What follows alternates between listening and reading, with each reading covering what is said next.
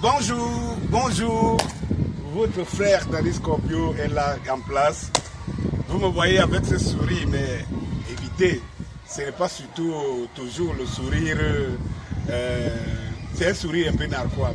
Mais il le faut pour détendre les ménages et tout. Parce que voyez-vous, tout ce qui criait derrière moi là, ce n'est pas les oiseaux.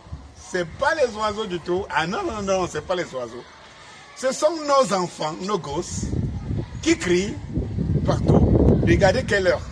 Depuis le matin, je suis ici, ça crie, ça criaille. Cela veut dire qu'il n'y a pas d'école. Je suis en face là, en face de mon chantier que je vais commencer là. Vous voyez là où ma décapotable est garée, c'est une école. Je ne veux pas qu'on filme longtemps cette école, je veux pas. Il y a une autre école juste à côté. Deux écoles, et les deux écoles, les enfants se baladent depuis le matin. J'ai laissé les miens à la maison. Je les ai laissés à la maison parce que de toute façon, on les a dit allez rester à la maison. D'autres m'ont dit hier, certains de mes enfants m'ont dit hier au lycée, qu'en fait, on leur a donné les évaluations, on leur donne les évaluations. Le professeur, il tire la chaise, il s'assoit à l'entrée de sa salle de classe. Il ne contrôle pas les devoirs et tout.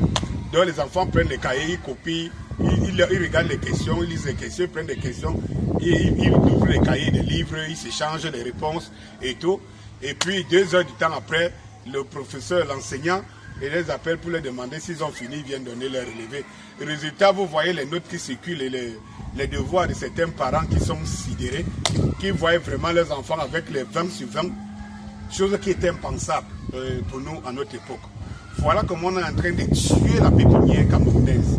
Et on est là, on regarde, on dort. Pendant qu'on dort,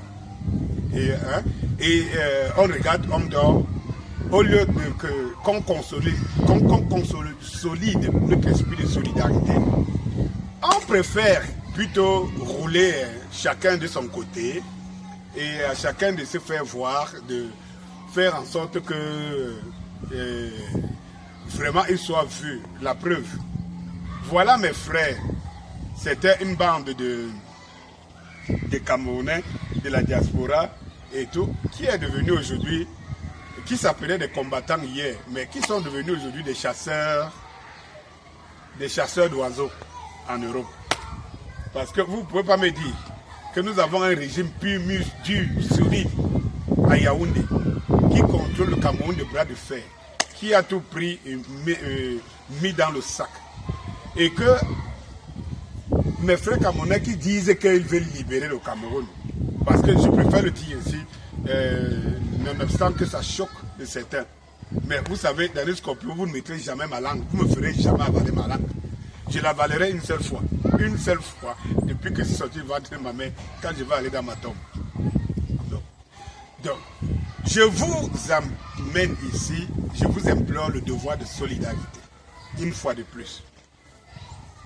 Et de se dire que pour une bonne chose aussi, quand vous voyez des gens qui se démarquent, par exemple, et qui disent que leur combat c'est de chasser les oiseaux en Europe, parce que vous voyez vous ici, je ne sais pas comment une bande de Camerounais peut se donner un travail,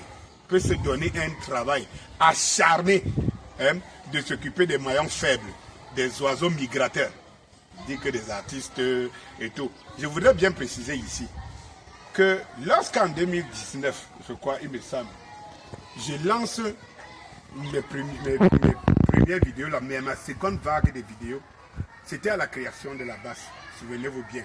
Cette vidéo existe sur ma page YouTube et toutes mes pages.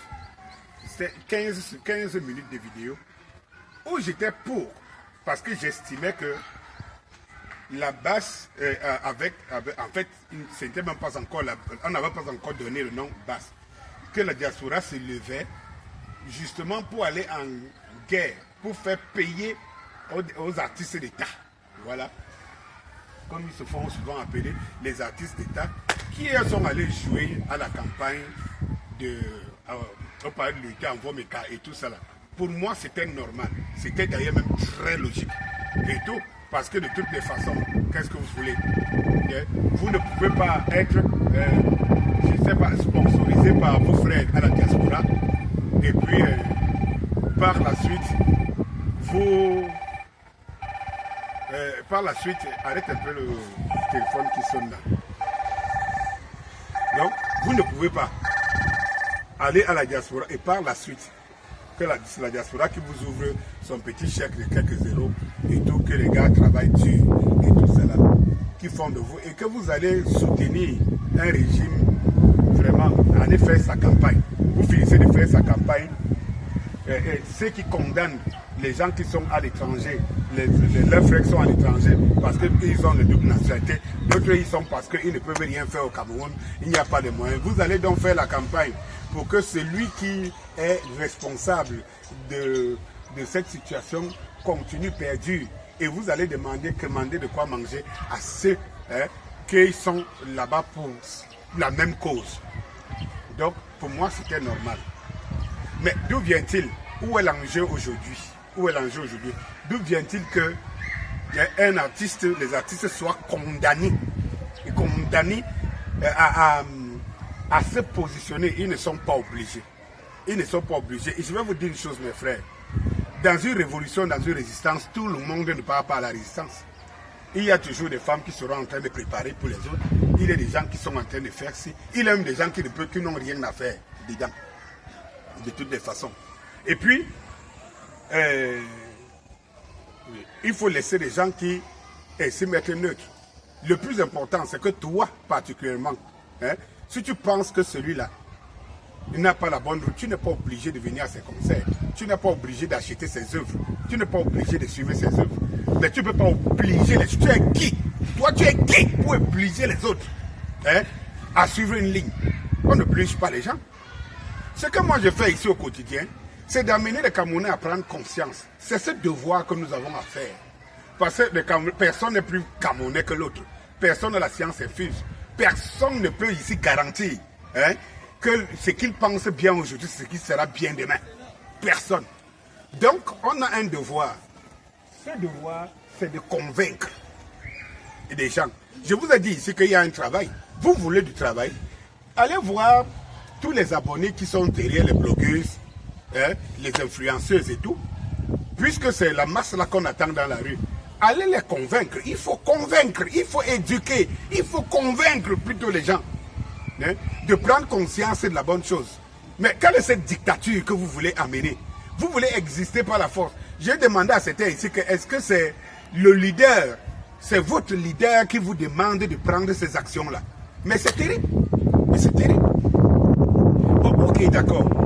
Aujourd'hui, les uns et les autres, j'avais fait une vidéo il y a encore des mois et des mois où je disais que ces genres d'actions fait ombrage, par exemple, à la diaspora. On ne lit plus très bien.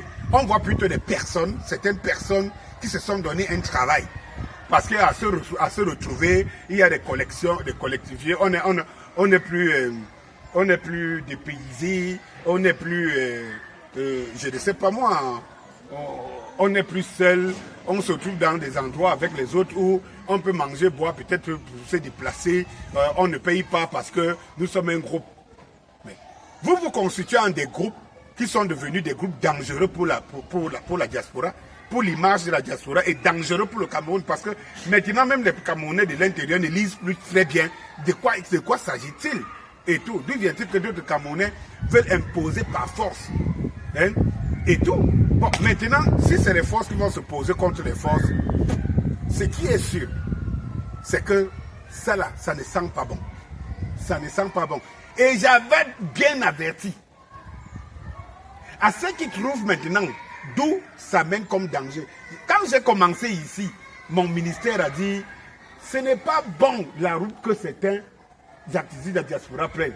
On m'a trouvé de quelqu'un qui s'occupe trop de la diaspora, de quelqu'un qui... Je m'occupe beaucoup de la diaspora parce que je compte sur elle pour redresser le Cameroun. Regardez nos enfants. Regardez la génération qu'on forme aujourd'hui. Ils ont des diplômes, ils n'ont pas de compétences. Mais qui va faire le Cameroun si ce n'est pas la diaspora? Et ceux qui nous font envoyer les enfants là-bas, en Europe, ils sont là-bas. Mais si vous voulez donc chasser les gens, si vous voulez être efficace, chassez plutôt les familles des personnes qui nous mettent dans cette situation au Cameroun. Là, votre combat sera lisible et efficace.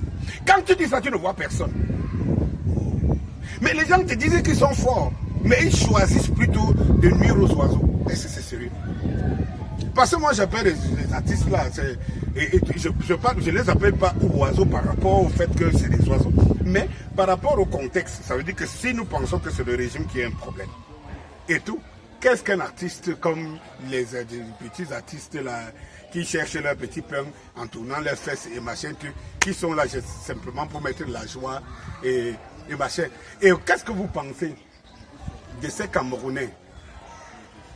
Qu'est-ce que vous pensez de tous ces Camerounais donc que vous allez empêcher à ces artistes-là de voir? Est-ce que vous pouvez poser cette question? Donc vous êtes plus Camerounais que ces Camerounais qui viennent donc regarder ces artistes ou bien suivre ces artistes. Vous vous posez votre question que si vous êtes 10, 15, hein, allez détruire un concert, par exemple, dont 100 personnes ou 50 personnes sont déplacées. Vous ne voyez pas que vous avez en face de vous 100 personnes qui ne comprennent pas le bien fondé de votre lutte. Oui, mes chers frères, je préfère m'arrêter là ce matin et vous dire, il y a mieux à faire. Vous voulez être efficace. Ces gens qui nous font ici, ils ont leur famille et tout ça là-bas. Rendez-vous efficace. Chaque fois que je vous interpelle où il faut mettre l'efficacité, vous boudez. Mais après, vous voulez vous faire voir sur les oiseaux. C'est un travail. C'est un travail de chasser les oiseaux migrateurs, encore. Les oiseaux migrateurs. Donc, ils vont seulement qu'ils viennent. C'est un travail de chasser les oiseaux migrateurs. Ça a quelle influence? Quel est l'objectif? Quel est le bien fondé? Vous venez dire à quelqu'un que accepte que comme vous utilisez, je vois encore là les techniques ancestrales, d'hégémonie ancestrale, les techniques, l'histoire, qu'on a lu l'histoire de la Bible et tout cela, où on arrêtait quelqu'un, on lui disait fais allégeance à Jésus-Christ, où Jésus est ton Seigneur, ou il ne l'est pas. Tu dis qu'il n'est pas ton Seigneur, on te décapite. Les Arabes l'ont fait avec Mahomet, les chrétiens l'ont fait avec machin. Vous êtes de quel ordre? Donc vous êtes de cette génération, tout ce que vous ramenez, c'est la tyrannie de l'époque. Et que toute votre force, c'est chasser les oiseaux en Europe.